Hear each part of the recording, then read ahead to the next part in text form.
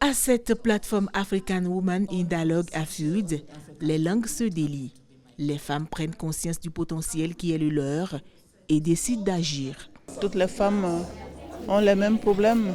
Je pense qu'avec tout ce qui se fait, nous sommes quand même en train de prendre conscience et ça va quelque chose de beau sortira.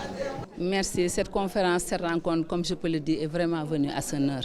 Parce que ça a pu donner l'occasion aux femmes de s'exprimer dans le plaisir, dans des situations très difficiles.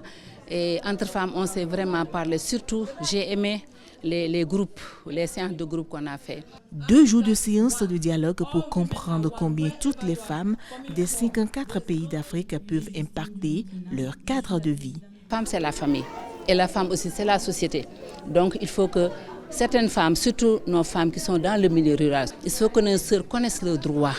Il faut que nos sœurs aient des informations. Il faut que nos sœurs aillent à l'école. Parce que l'alphabétisation, ce n'est pas trop tard pour faire l'alphabétisation.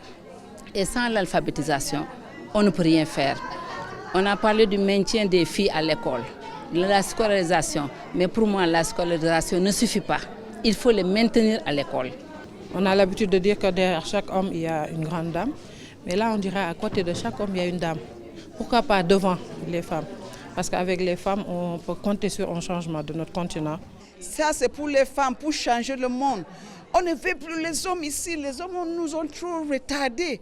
On va faire nos mieux. Rien ne peut pas être fait pour nous sans nous.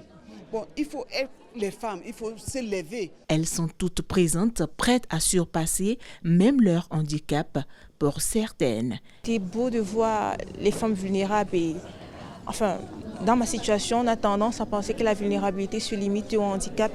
Et puis il y avait des femmes là qui venaient chacune avec son histoire et on se rend compte que c'est pas facile et que chacun a ses blessures et que la vulnérabilité quelque part fait notre force. Dans la vulnérabilité, il y a une force et je crois que on a des limites, on doit se lever et on doit essayer. De toute façon, la meilleure façon d'échouer, c'est de ne pas essayer. Alors, essayons et si on échoue, c'est pas grave. Cette initiative de l'ex-première dame sud-africaine Zanele Mbeki a pris son envol pour amener chaque femme à développer son génie pour libérer l'Afrique. And thank you to yourself.